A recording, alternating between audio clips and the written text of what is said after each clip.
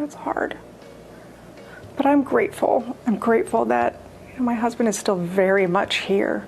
Bruce Willis has left the family home, but not by choice. His wife, Emma, just revealed why, and the truth is more heartbreaking than anyone imagined. I knew, first and foremost, Bruce would want that for our daughters. You know, he would want them to be in a home that was more tailored to their needs. Those words, spoken by his wife Emma, reveal the heartbreaking truth of their reality. After years of living with dementia, Bruce no longer resides under the same roof as his family. Instead, he now lives in what Emma describes as their second home. Not a mansion of luxury or celebrity comfort, but a carefully prepared space designed for safety, stability, and dignity. We are there a lot. It's our second home. Those simple words carry the weight of sacrifice. A wife who never imagined this reality, daughters who never thought their father would live apart from them, and a family forced to adapt to something that no amount of fame, money, or Hollywood glamour could shield them from. So why did Emma make this impossible choice? Why did Bruce Willis, a man once larger than life, whose very presence could fill a room, have to leave the home he shared with his wife and daughters? Tonight, we look beyond the headlines and the surface-level stories. This is not just about a beloved actor. This is the untold story of love, of sacrifice, and of resilience inside the Willis family. Because behind the movie star, the action hero, and the Hollywood icon, there is simply a man, a husband, a father, and a family, refusing to let dementia define the final chapters of his life. The world first began to worry in March of 2022 when Bruce Willis's family released a statement that sent shockwaves across Hollywood. After decades of delivering blockbuster performances, after carrying some of the most iconic films of our time, Bruce was stepping away from acting. Not because he was finished with storytelling, not because he had run out of roles to play, but because his health had left him no choice. The diagnosis was aphasia, a condition cruel in its simplicity. It robs a person of their ability to communicate, to find words, to form sentences, to express the very thoughts that make them who they are. For Bruce, words weren't just words. They were everything. The man who once carried entire films with a single line, "Yippee-ki-yay," was suddenly being silenced by a disease that cared nothing for fame or legacy. But what the public didn't know at the time was that aphasia was just the beginning. Within a year, doctors confirmed the truth. Bruce Willis was living with frontotemporal dementia, or FTD. And this diagnosis was even more heartbreaking. Unlike Alzheimer's, which primarily attacks memory, FTD targets the parts of the brain responsible for language, behavior, and decision-making. It doesn't just silence words, it steals personality. It reshapes the very essence of a person, piece by piece, until the loved one you knew begins to fade in front of your eyes. For his wife Emma and his 5 daughters, Rumor, Scout, Tallulah, Mabel, and Evelyn, the diagnosis shattered life as they knew it. Overnight, they transformed from being a Hollywood family living in the glow of red carpets and premieres to becoming full-time caregivers, learning to adapt to a disease with no cure, no treatment, and no timeline. Emma later revealed that Bruce's health, physically, was strong. His body remained capable. He could walk, he could move, he was still present in so many ways, but it was his mind, his ability to connect through language, that was slipping away. The conversations grew shorter, the words came slower, the silence between them lasted longer. And yet, even in the midst of decline, there were still moments, precious, fleeting moments, when Bruce shone through. A smile that lit up the room, a laugh that carried echoes of the man everyone remembered, a sparkle in his eyes that reminded Emma and the girls that he was still there, fighting in his own way. Emma shared one of those moments with heartbreaking honesty. "Sometimes you'll see that twinkle in his eye, or that smirk, and I just get transported." But as the disease progressed, those moments became harder to hold on to. And eventually, Emma was forced to make one of the most difficult choices of her life. A decision that would change not just their daily routines, but their very definition of family. A choice that would alter their living situation forever. It was in the quiet moments, the moments when the laughter of children echoed through the halls, when the late-night silence weighed heavier than usual, that Emma Hemming Willis confronted the hardest truth of all. Their family home, the place filled with years of memories, laughter, and milestones, was no longer the safest place for Bruce. The stairs that once carried the pitter-patter of little feet had become a danger. The constant rhythms of a busy household, school mornings, homework chaos, bedtime routines, were no longer just a comfort, but a source of confusion for a man losing his ability to process the world around him. What once gave Bruce joy was now slowly becoming a series of overwhelming obstacles. After countless sleepless nights, conversations with doctors, therapists, and trusted friends, Emma made a decision that no wife ever imagines making. She realized that protecting Bruce meant creating a different kind of home for him. A space not defined by glamour or luxury, but by safety, simplicity, and dignity. And so, with a heavy heart, she chose what she now calls their second home. Let's turn to Bruce Willis's wife, Emma, who emotionally revealed they no longer lived together amidst his devastating dementia battle. I knew, first and foremost, Bruce would want that for our daughters. You know, he would want them to be in a home that was more tailored to their needs, not his needs. Emma told Diane Sawyer Bruce's home is just one level, which is easier for him to navigate with his 24-hour care team. She visits in the morning for breakfast and then again at night with their daughters, 13-year-old Mabel and 11-year-old Evelyn. This house, located just a short drive from the family residence, was chosen for one purpose: to meet Bruce's needs. It was a single-story layout, easy to navigate, free of stairs or sharp edges that could cause harm. Its wide-open spaces offered calm instead of chaos.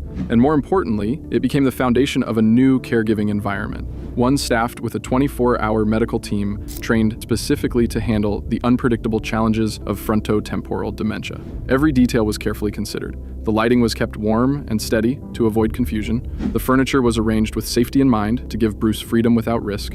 Even the sounds of the house were managed, ensuring the environment remained peaceful rather than overwhelming. This wasn't just a house. It was a lifeline, a place designed not to imprison him, but to give him back some measure of control in a life being stolen by disease. But for Emma, this decision was never about sending Bruce away. It wasn't about distance or separation. It was about balance, protecting her husband while ensuring their daughters, Mabel and Evelyn, still had the chance to grow up in a home where childhood wasn't consumed by the weight of constant medical care. In her interview with Diane Sawyer, Emma admitted that this was one of the most painful choices she had ever faced. She knew in her heart that Bruce would have wanted it this way. He would have wanted his daughters to live in a space that nurtured their independence, their laughter, their growth, not a home overshadowed by his illness. Still, explaining it to their girls was heartbreaking. How do you tell your children that their father, the man who once carried them on his shoulders, who tucked them in at night, who made them laugh with his jokes, now needed a house designed not for family dinners or movie nights, but for round-the-clock monitoring and medical safety? Yet when Emma braced for resistance, she instead found resilience.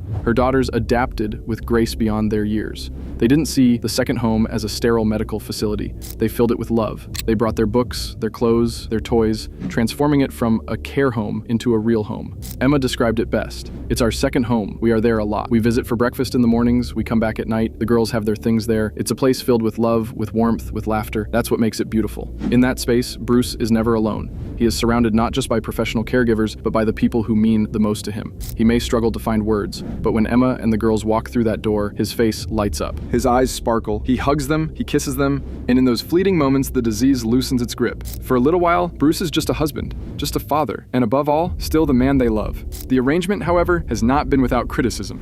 Outsiders, people unfamiliar with the realities of dementia care, have been quick to question why Emma and Bruce no longer live under the same roof. To some, it looks like separation. But Emma has been candid. Unless you've endured the sleepless nights, the confusion, the sudden behavioral shifts, and the heartbreak of watching the person you love disappear piece by piece, you cannot understand the toll this disease takes. Moving Bruce was not abandonment. It was love in its most selfless form. A decision born from protection, not distance. From devotion, not despair. It was about ensuring Bruce received the highest level of care, while still preserving the emotional well-being of the family who loves him. Because at the end of the day, what matters most is not the address on the mailbox, but the connections that remain alive inside those walls.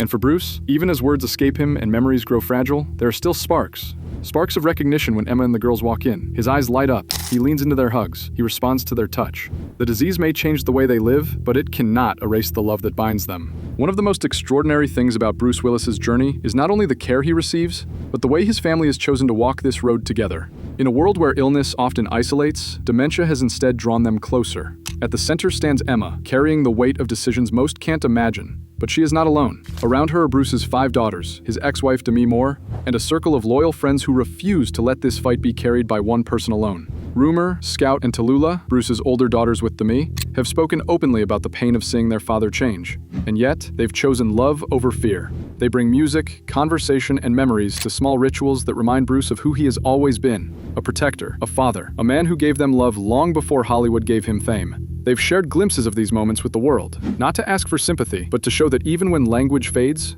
connection does not. And then there is Demi Moore, once Bruce's partner, now his lifelong friend. Their bond, already celebrated as one of the most unique examples of modern family, has only deepened through hardship. Instead of pulling back, Demi stepped closer. She has been present at gatherings, supporting Emma, anchoring her daughters, and proving that family is not defined by marriage certificates, but by love and commitment in the hardest times. The circle extends even further. Bruce's friends, some of whom have walked with him for decades, continue to show up. Sometimes they bring laughter, sometimes music, music. Sometimes they simply bring presence.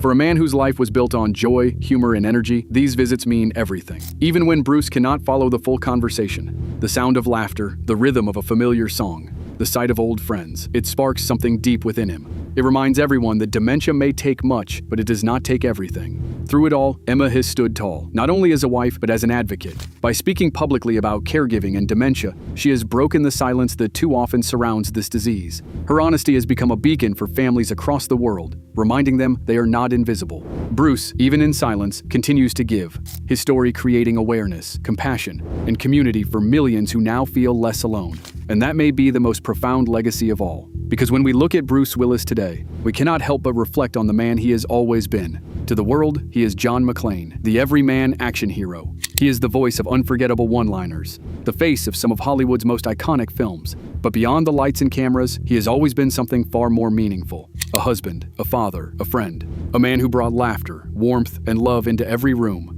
Now, as dementia reshapes his story, what stands out most is not the roles he played, but the love he gave and the love that still surrounds him. His openness has also reshaped how the world views dementia itself. For years, frontotemporal dementia was rarely spoken of, hidden in the shadows. But because of the courage of his family, the silence has been broken. Awareness is growing, conversations are happening. Families who once felt alone now feel seen. And that, in many ways, is as powerful as any blockbuster role Bruce ever brought to life. Emma has often said, caregiving is not a path you prepare for, it's a path you're thrown into, and you either break under it or you rise. She has chosen to rise. Her honesty about the exhaustion, the fear, the heartbreak, but also the moments of beauty has humanized this disease. She has shown the world that even amid loss, there can still be light. Because even now, there are moments, the twinkle in Bruce's eye, the sudden laugh that bursts through, the way he lights up when his daughters hold him close. Dementia cannot fully steal the soul of a man.